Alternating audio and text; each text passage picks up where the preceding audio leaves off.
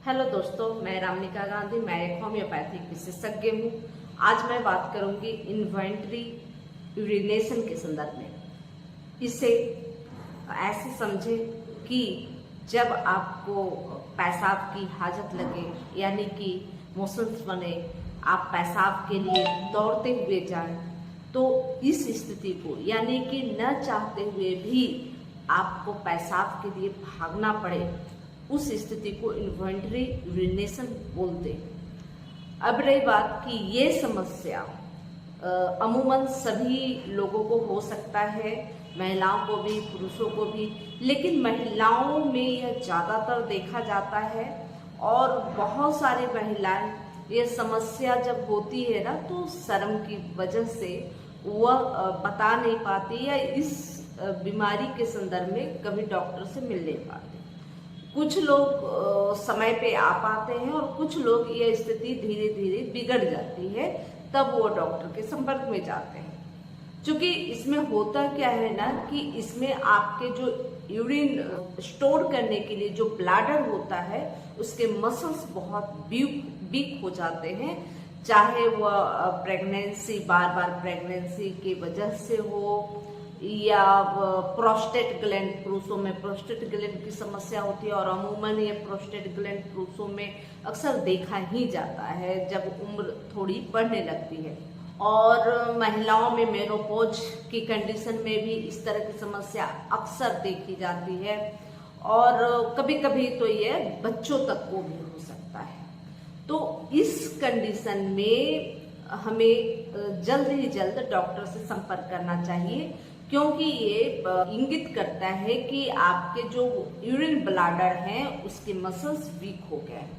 इसकी वजह बहुत सारी हो सकती है, जैसे कि मैं बताया कि प्रोस्टेट ग्लैंड बढ़ने की वजह से, या बार बार प्रेगनेंसी की वजह से, या मेनोपॉज की वजह से, या यूटीआई की वजह से, या डायबिटीज होने की वजह से।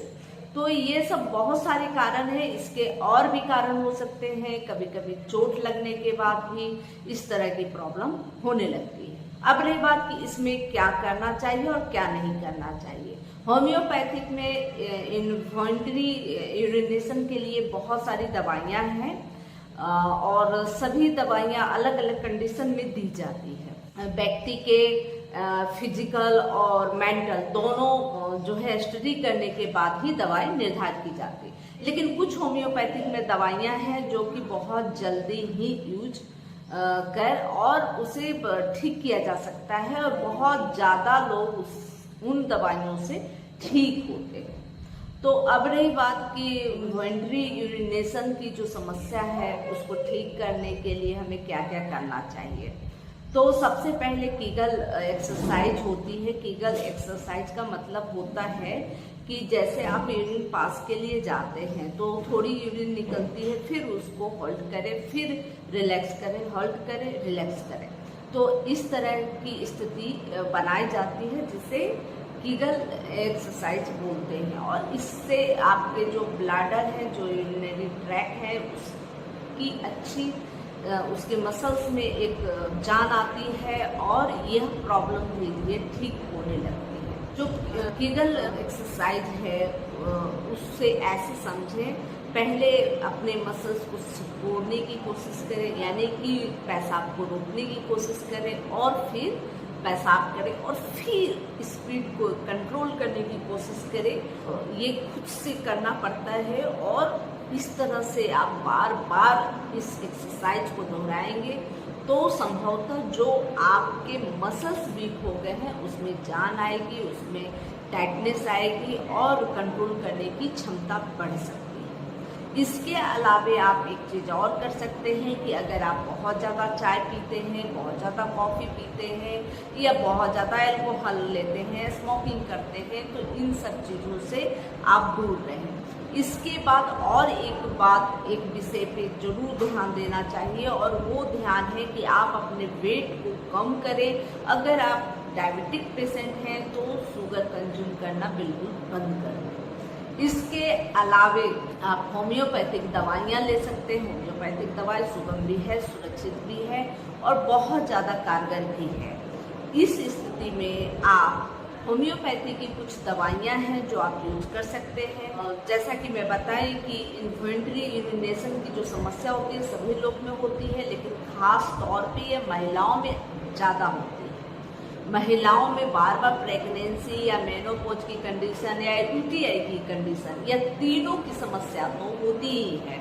क्योंकि यूटीआई की समस्या इसलिए होती है क्योंकि जो हमारा यूरिथ्रा है, जो यूरिथ्रा होता है, जो पुरुषों की अपेक्षा महिलाओं में छोटा होता है, जिसके वजह से यूटीआई की समस्या ज़्यादा होती है, यानी कि यूरिन इन्फेक्शन की समस्या ज़्यादा होती है। जब हम पब्लिक टॉयलेट का इस्तेमाल करते हैं तो ज़्यादा होने की संभावना बढ़ जाती है। और बहुत बार यह भी देखा जाता है कि सफाई का अगर ध्यान नहीं रखा जाए तो भी यूटीआई की समस्या होती है। सेक्सुअल संबंध के दरमियान भी यूटीआई की समस्या होने की संभावना बढ़ जाती है।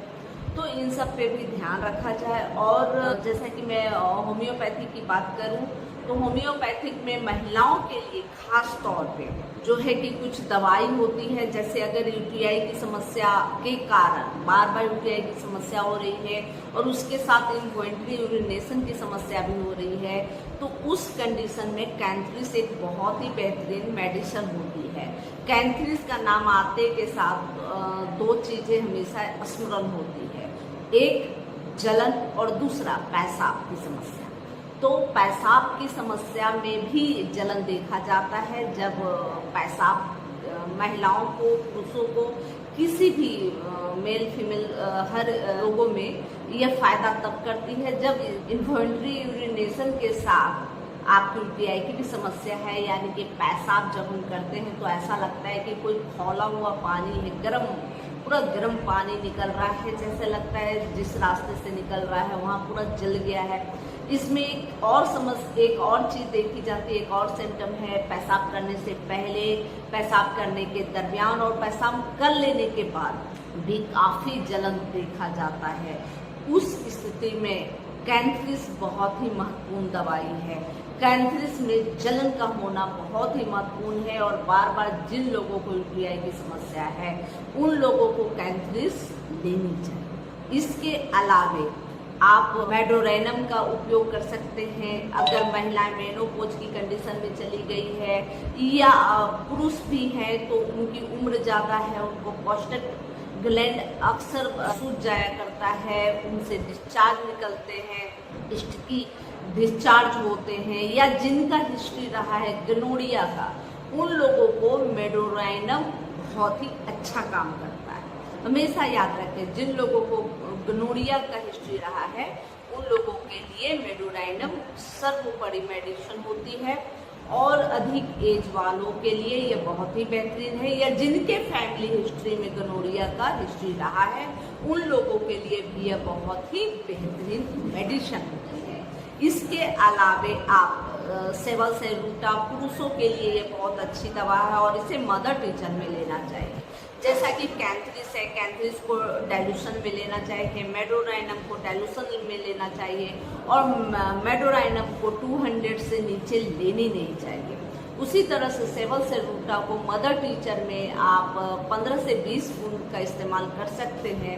आधे कप गुनगुने पानी के साथ बेहतर रिजल्ट मिलेगा जब आपको प्रोस्टेट ग्लैंड बढ़ने की समस्या है।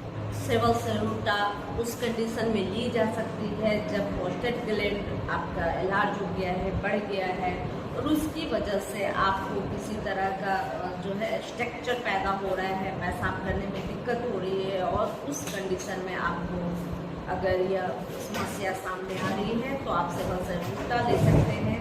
और साथ में आप कॉस्टकम का भी इस्तेमाल कर सकते हैं। कॉस्टकम मसल्स वीक जब होता है उस कंडीशन में कॉस्टकम बहुत ज़्यादा ही बेहतरीन।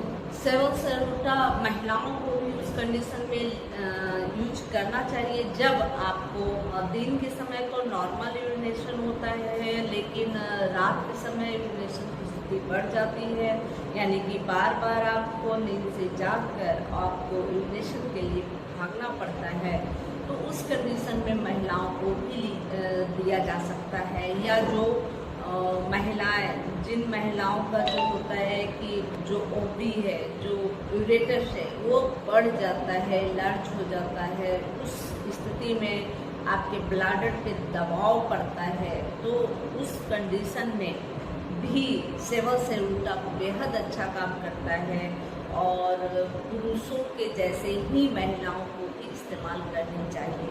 आधे कप गुनगुने पानी के साथ 15 बूंद आप सुबह दोपहर शाम लें, बेहद अच्छा रिजल्ट आपको मिलेगा और कुछ ही दिनों में आपको इस तकलीफ से मुक्ति मिल सकती है। इसके अलावा आप कॉस्टकम ले सकते हैं। कॉस्टकम बेहद अच्छी दवा है जो मसल्स वीक पर बहुत अच्छा काम करता है। तो अब रही बात की कॉस्टकम में आप देखेंगे स्ट्रेस कंटेंट देखा जाता है। आपको स्ट्रेस की वजह से जो है कि जैसे हंसते हुए, खांसते हुए, छींकते हुए, बहुत तेज बोलते हुए या बहुत ज़्यादा वजन उठा रहे हैं, वजन कुछ उठा रहे सामान, उस समय आपको अचानक से यूरिन निकल जाए, उस स्थिति को स्ट्रेस कंटेंट बोलते हैं और उस स्थिति में बहुत ज़्यादा फायदा करता है। इसकी मुख्य वजह यही होती है कि आपके मसल्स वीक हो गए हैं और जब मसल्स वीक हो गए हैं तो कॉस्टकम जो है मसल्स पे बहुत अच्छा काम करता है। जो महिलाएं या जो व्यक्ति बहुत ज़्यादा पानी के संपर्क में रहे हों या सीलन वाले एरिया में रहते हों जहाँ अक्सर सीलन हो, नमी हो, तो वैसी स्थिति में या कभी कभी जैसे होता है ना कि आप अचानक से बारिश में भीग गए और भीगने के बाद आपको ये प्रॉब्लम आने लगी, तो उस कंडीशन में भी कॉस्टकम बेहद अच्छा मेडिसिन है इन्वॉल्यूंटरी यूरिनेशन के लिए। तो इस तरह से आप इन्वॉल्यूंटरी यूरिनेशन पे कंट्रोल कर सकते हैं। होम्योपैथिक कुछ दवाइयाँ हैं जो अभी मैंने जितनी दवाइयाँ बताई वह दवाई अकेले ही 50 से 60% लोगों पे अच्छा असर दिखाता है। बाकी लोगों को और भी बहुत सारी मेडिसिन है इन्वॉल्यूंटरी यूरिनेशन के लिए और वो मेडिसिन चूँकि हर व्यक्ति की कॉन्स्टिट्यूशनल मेडिसिन होती है और होम्योपैथिक में जो इलाज किया जाता है उसके लिए आपको जो है कॉन्स्टिट्यूशनल मेडिसिन का निर्धारण करना होता है, जिसके आधार पे यह पूर्ण रूप में ट्रीटमेंट होता है। तो अब रही बात की ये जो मैं दवाई बताई इससे आपको बेहद आराम होने वाला है, लेकिन यह कुछ लोगों को बिल्कुल ठीक करता है और कुछ लोगों को यह थोड़े दिन के लिए कंट्रोल कर सकता है या उसमें राहत दे सकता है, लेकिन पूरी तरह से ठीक नहीं कर सकता। इसके लिए कॉन्स्टिट्यूशनल मेडिसिन आप अपने डॉक्टर के संपर्क में जाएं और वहां से अपनी फिजिकल और मेंटल जो आपकी समस्याएं हैं वो आपके डॉक्टर चिन्हित करेंगे और फिर दवा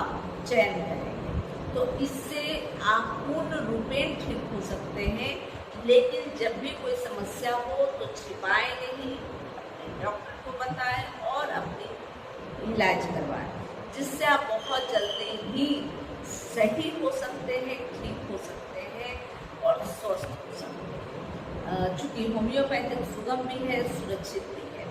अगर आप होम्योपैथिक से मुझसे अगर आप चिकित्सा चाहते हैं तो आप ऑनलाइन भी संपर्क कर सकते हैं। मेरा डिस्क्रिप्शन बॉक्स में फ़ोन नंबर वह एड्रेस डाला हुआ है, आप वहाँ जाके देख सकते हैं और संपर्क कर सकते हैं। इसके अलावा आप ज्वाइन बटन पे जाएं और ज्वाइन करें, जिससे आपको जो है कि आप सवाल करेंगे उसकी मैं जवाब दे सकती हूँ, आपके ट्रीटमेंट के लिए कुछ सजेशन दे सकती हूँ। तो इस तरह से भी आप अपने बीमारियों का समाधान कर सकते हैं और आप स्वस्थ हो सकते हैं। यह जानकारी अच्छी लगी तो लाइक जरूर करें, सब्सक्राइब कर लें, बेल आइकन जरूर दबाएं और अगर मेरे आप फेसबुक पर देख रहे हैं ये वीडियो तो आप वहाँ फॉलो जरूर करें। तो इस तरह से आप मुझे प्रोत्साहित करते रहेंगे और मैं अनेक बीमारियों के बारे में आपको जानकारी देती हूँ। जय हिंद, जय भारत।